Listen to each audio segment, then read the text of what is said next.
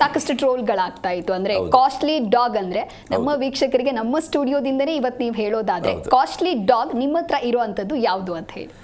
ಇವಾಗಿರೋದು central Asian shepherd ಅಂತ Cadabams ಫ್ಯಾಬ್ಲೋ Escobar ಅಂತ recent ಆಗಿ ಲಾಂಚ್ ಮಾಡಿದೆ ನನ್ನ ಬರ್ಡೇ ದಿನ. ಅದಕ್ಕಿಂತ ಮುಂಚೆ ಒಂದು 500 ಜನ ACP DCP IGP ಎಲ್ಲರ ಮುಂದೆ ಸಿ ಎಂ ಒಬ್ರು ಅವತ್ತೇನೋ ಕೈಗೆ ಏಟಾಗಿತ್ತು ಅಂತ ಬರಲಿಲ್ಲ, ಅವರೂ ಬರಬೇಕಿತ್ತು. ಅವ್ರ ಸಮ್ಮುಖದಲ್ಲಿ ಒಂದು ಒಳ್ಳೆ ವೇದಿಕೆಯಲ್ಲಿ ಮಾಡಿದೆ. ಆದರೆ ಅದು ಪ್ರೈವೇಟ್ ಚಾನಲ್ ಅವ್ರ ಫಂಕ್ಷನ್ ಆಗಿರೋದ್ರಿಂದ ಅವತ್ತು ಮೀಡಿಯಾ ಬೇರೆಯವ್ರನ್ನ ಬಿಡಲಿಲ್ಲ. ಆ ಕಾರಣದಿಂದ ನನ್ನ ಬರ್ಡೇ ದಿನ ಎಲ್ಲ ಮೀಡಿಯಾ ಕರೆದು 20 ಫೀಟ್ ಕೇಕ್ ಕಟ್ ಮಾಡಿ ನನ್ನ ಬರ್ಡೇನೂ ಮಾಡಿಕೊಂಡು ಡಾಗ್ನು ಅವತ್ತು ಲಾಂಚ್ ಮಾಡಿದೆ. ಅದು 5 ಮಂತ್ಸ್ ಪಪ್ಪಿ, ಇವಾಗ 6 ಮಂತ್ಸ್. ಅದಕ್ಕೆ 5 ಮಂತ್ಸ್ ಪಪ್ಪಿ ಬೆಂಗಳೂರಲ್ಲಿ ಯಾವುದು ದೊಡ್ಡ ಬ್ರೀಡು ದೊಡ್ಡ ಸೈಜ್ ಇರುತ್ತೆ ಅಷ್ಟು 5 ತಿಂಗಳಿಗಿದೆ. ಅಂದ್ರೆ ಇವ್ರು ಆ ಏಜ್ಗೆ ಪ್ಲಸ್ ಫುಲ್ ಗ್ರೋತ್ ಆಗಿರೋ ನಾಯಿಗೆ ಕಂಪೇರ್ ಮಾಡ್ಬೇಕು ಹೈಟು. ಇವರು ಡಾಂಕಿ ಸೈಜ್ ಅಂದ ಇದು ಇಷ್ಟೇ ಎಷ್ಟಿದೆ ಅಂತಾರೆ. ಇಷ್ಟೇ ಎಷ್ಟು ಅಂದ್ರೂ ನನಗೆ ಎಲ್ಲಿಗೆ ಬರುತ್ತೆ ನೋಡ್ಬೇಕು. ನಿಮ್ಮ ಹೈಟ್ಗೆಲ್ಲ ನಿಮ್ಗೆ ಇಲ್ಲಿಗೆ ಬರುತ್ತೆ, ನನ್ನ ಹೈಟ್ಗೆ ಇಲ್ಲಿಗೆ ಬರುತ್ತೆ. ನಾನು ತುಂಬಾ ಉದ್ದ ಇದ್ದೀನಿ, ಪ್ಲಸ್ ಹೀಲ್ಸ್ ಶೂ ಹಾಕ್ತೀನಿ. ಅದರಿಂದ ಅದು 5 ತಿಂಗಳಿಗೆ ಅಷ್ಟಿರೋದು. ಈಗ ನಿನ್ನೆ ಒಂದು ಶಾಪ್ ಓಪನಿಂಗ್ ಬೇಬಿ ಗಾರ್ಡನ್ ಅನ್ನೋದಕ್ಕೆ ಕರ್ಕೊಂಡೋಗಿದ್ದೆ.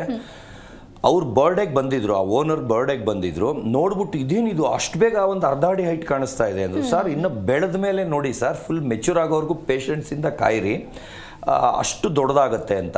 ಅಂದರೆ ಒಂದು ಡಾಂಕಿ ಸೈಜ್ ಡಾಗ್ ಅಂತ. ಇದು 5th ಮಂತ್ ಹುಟ್ಟಿರೋದು, ಇದೇ ವರ್ಷ 5ನೇ ತಿಂಗಳು ಹುಟ್ಟಿರೋದು.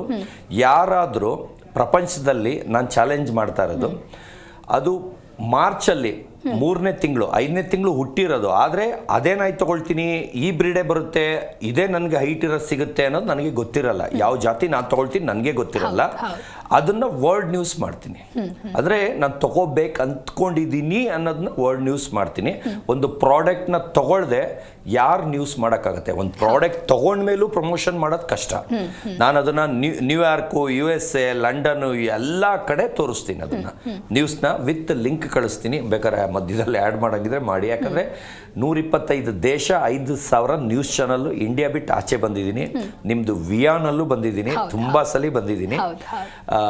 ಅವ್ರಿಗೆ ಪೇಷನ್ಸ್ ಇದ್ದರೆ ಅವ್ರು ನೋಡಲಿ, ಇಲ್ಲಾಂದರೆ ಯಾರು ಕೇಳಿದ್ರೆ ಲಿಂಕ್ನೇ ನಾನು ಶೇರ್ ಮಾಡ್ತೀನಿ. ಎಲ್ಲ ಒಂದು ಇದಕ್ಕೆ ಪೆನ್ ಡ್ರೈವ್ಗೆ ಹಾಕೊಂಡು ಇಟ್ಕೊಂಡಿದ್ದೀನಿ, ಹಂಗಂಗೆ ಶೇರ್ ಮಾಡ್ತೀನಿ.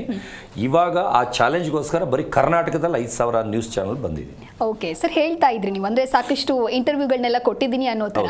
ಬಟ್ ನಾನು ಅಬ್ಸರ್ವ್ ಮಾಡಿರೋ ಹಾಗೆ ಕನ್ನಡ ಮತ್ತು ಹಿಂದಿಯನ್ನು ಬಿಟ್ಟರೆ ಬೇರೆ ಭಾಷೆ ನನಗೆ ಬರೋದಿಲ್ಲ ಅಂತ ನೀವು ಹೇಳಿದ್ರಿ. ಸೊ ಸಾಕಷ್ಟು ಚಾನೆಲ್ಗಳು ನಿಮ್ಮನ್ನ ಇಂಟರ್ವ್ಯೂ ಮಾಡಬೇಕು ಅಂತ ಬಂದಾಗ ನೀವು ಯಾವ ರೀತಿ ಮ್ಯಾನೇಜ್ ಮಾಡ್ತಾ ಇದ್ರಿ ಅಂತ ಹೇಳಿ? ಮೇಡಮ್, ನಾನು ಕನ್ನಡ ಬಿಟ್ಟರೆ ಹಿಂದಿ ಮಾತ್ರನೇ ಇಂಟರ್ವ್ಯೂ ಕೊಟ್ಟಿರೋದು.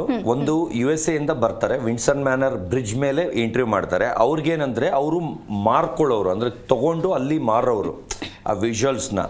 ಅವರು ಪಕ್ಕ ಇಂಗ್ಲೀಷೇ ಬೇಕು ಅಂತ ಹೇಳಿದ್ರು. ನಾನು ಹೇಳಿದೆ ನಂಗೆ ಇಂಗ್ಲೀಷ್ ಬರಲ್ಲ, ಬೇಕಾದ್ರೆ ಕನ್ನಡದಲ್ಲಿ ಇಂಗ್ಲೀಷ್ನ ಅಂದರೆ ಇಂಗ್ಲೀಷ್ನ ಕನ್ನಡ ಥರ ಬರೀರಿ, ನಿಮ್ಮ ಹಿಂದೆ ಕ್ಯಾಮ್ರಾ ಹತ್ರ ಹಿಂದ್ಗಡೆ ನಿಮ್ಮ ತಲೆ ಹಿಂದ್ಗಡೆ ಇಟ್ಕೊಳ್ಳಿ, ನಾನು ಓದ್ತೀನಿ ಅಂದ್ಬಿಟ್ಟು ಆ ಥರ ಓದಿದ್ದೀನಿ. ಅದನ್ನ ಬೇಕಾದ್ರೆ ಹುಡುಕ್ಬಿಟ್ಟು ಲಿಂಕ್ ಕಳಿಸ್ತೀನಿ. ಕಣ್ಣು ಅಳ್ಳಾಡ್ತಾ ಇದೆ ಗೊತ್ತಾಗುತ್ತೆ, ಆ ಥರ ಮಾಡಿದ್ದೀನಿ. ಅದು ಒಂದೇ ಚಾನಲ್ಗೆ ಮಾತ್ರ. ಯಾಕಂದರೆ ಇನ್ಯಾರಿಗೂ ನಾನು ಆ ಥರ ಇಂಗ್ಲೀಷ್ ಥರ ಮಾತಾಡೇ ಇಲ್ಲ.